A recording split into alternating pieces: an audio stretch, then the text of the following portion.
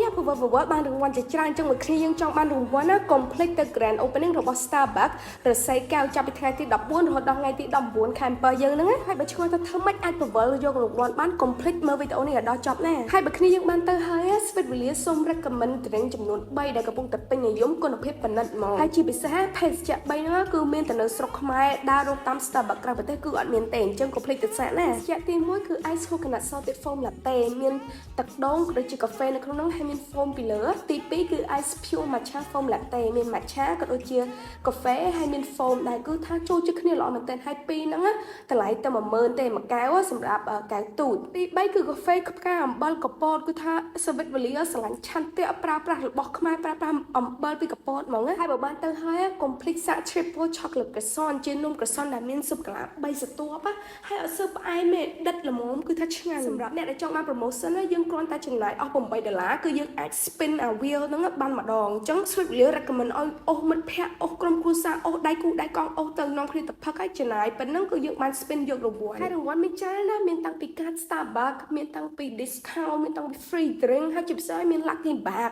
ហើយ lucky bag ហ្នឹងយើងអាចចាប់រើសអានឹងតាមសំណាងយើងពេលខ្លះអាចឈ្នះតុក្កតាពេលខ្លះអាចឈ្នះរង្វាន់ជាច្រើនទៀតអញ្ចឹង complete ទៅទាំងអស់គ្នាអញ្ចឹងហាងនេះដែរមានទីតាំងនៅរស័យកែវចិត្តសាលា CIA First ក៏ដូចជាក្រសួងរៀបចំដែនដីហើយបើបានទៅហើយ complete comment រូបឲ្យ admin មើលណាបាយបាយ